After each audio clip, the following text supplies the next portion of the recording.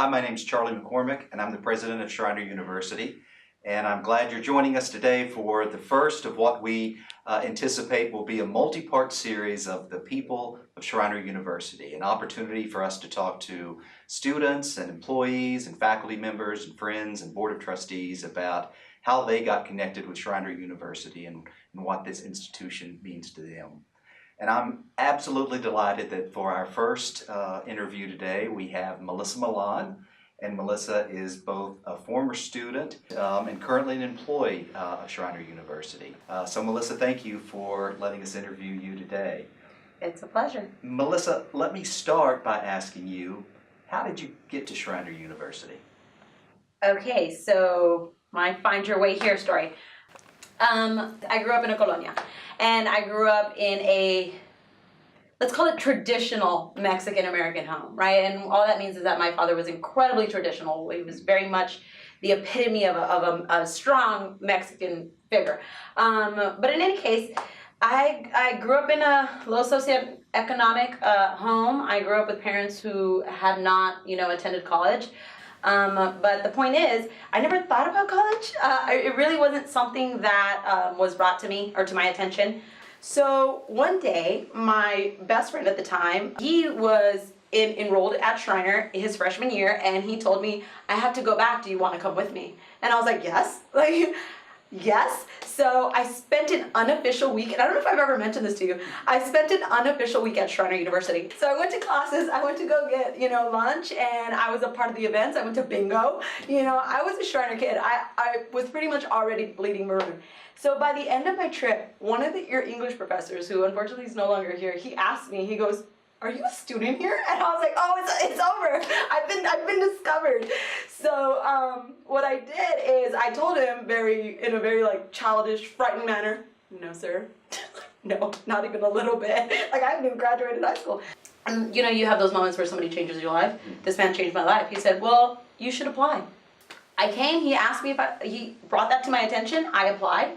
I got accepted. I was like, okay, it looks like I'm going to college. So it was a very quick turn of events, and the hardest part was bringing it to the attention of my family.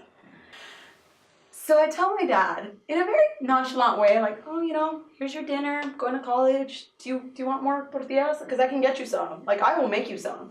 And so he very much just asked me why. And I was like, well, I think it would be good for me. Because I didn't even know why. I just wanted to come. I had a great week. I was going to keep doing it, And so he asked me why, and I didn't have a good answer for him. I just told him, I think it would be good for me.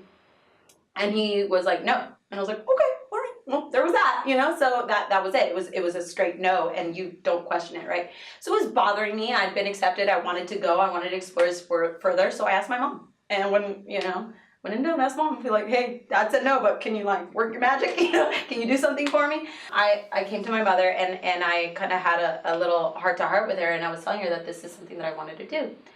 And she kind of took a pause, and she looked at me, and she said, y si quieres ir, ve, vuela. Ve, vuela. And so, for those who don't speak Spanish, she basically told me, go, fly. Don't let them cage you, go fly.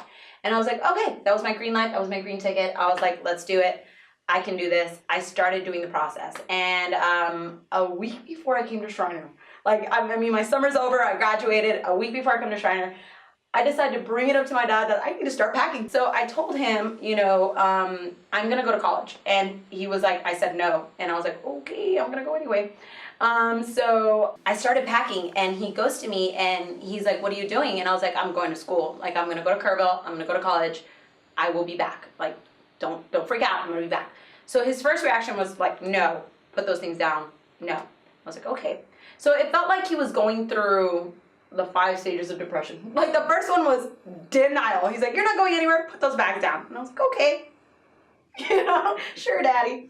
And then after that, he got angry. He was like, no, you can't go. Why do you need to go? You're abandoning the family. So it pains you. It pains you to leave your family. Once he was starting to accept, he's like, why do you have to go so far? Fine. You want to go to college? He didn't understand that I wanted to go. That was the first problem. Why do you want to go to college? Then, why do you want to go so far? So he was like, go to the local community college. We actually had a large state school in the Valley area. We have a couple large state schools. So he's like, just, I'll get you a car, drive there, come home, drive there, come home. You know, go to your little classes. I told him no. I didn't want a lot of my smarter friends, a lot of my more put together friends, they went to local schools. Not many of us ventured out. And so this was something that I wanted to do. And so the simple fact that those schools were in the Valley and I would just live at home, and I was like, no, I need to be immersed. I want to go venture out. This is where I'm going to be, and I'm going to stand my ground. So I did. I stood my ground. He threw all his cars at me. And then a week later, my mother, you know, God rest her soul, she was the best. She kind of helped me run away from home. So I just, you know, took what I had on my back and I walked out. And I was like, okay, let's go to Schreiner. And I caught a ride with my best friend. And 4 years later, I graduated from Schreiner University. And of course, Melissa, those of us who know you are delighted you found your way here to Schreiner University. So tell me a little bit about your experiences while you were a student at Schreiner. When I talk to my future students, I always start with, you kind of grow into yourself when you're in college, as cliche as that sounds. So I was able to kind of explore a little more into what effects I wanted my life to have. And again, it gets very, and I say this to my students too, because I start sounding like I'm writing this, you know, book or something, and it's full of cliches, but it's true, and it doesn't sound so cliche when you've experienced it, and that's something that I experienced. I was able to grow as an individual, I was able to grow as an academic, and I was able to grow as a member of my community. So those are kind of the three things that I felt I gained from my experience here. So Melissa, now you're working with admissions.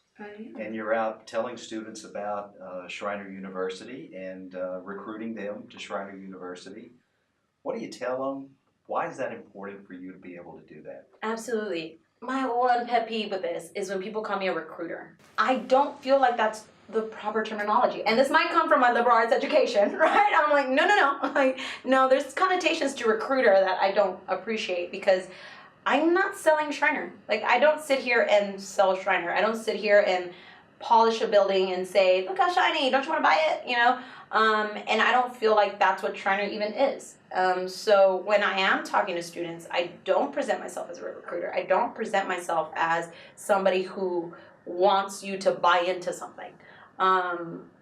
When I talk to my students, and I love talking to my students and my parents, and I will visit them in their homes. I will go down to, their high schools. I will talk to their counselors for them.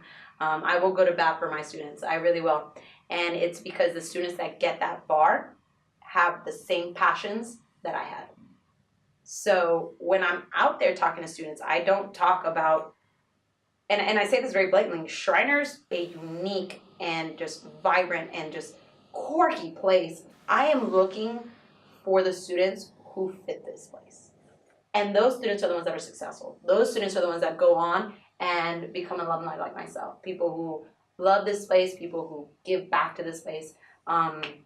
And that's how you build, that's how you build a family. So they're always taken aback when I'm like, I don't want you to just look at my school. Go visit other schools. Because how are you supposed to know I'm better if you can't see? If you have no means of comparison, be smart. I want you to be smart and forward. So I'm looking for very specific students. So my idea is I'm going to go talk to as many students as I have to talk to until I find that one who has that same passion, who has that same just rigor, who has that same, drive. So I don't sell Schreiner. I'm not a recruiter. I just provide choices. Well, thank you, Melissa, for being here today and sharing your story with us. We appreciate it very much. I encourage you to come back and check again when we hear from other people and their voices and stories about Schreiner University. Thank you.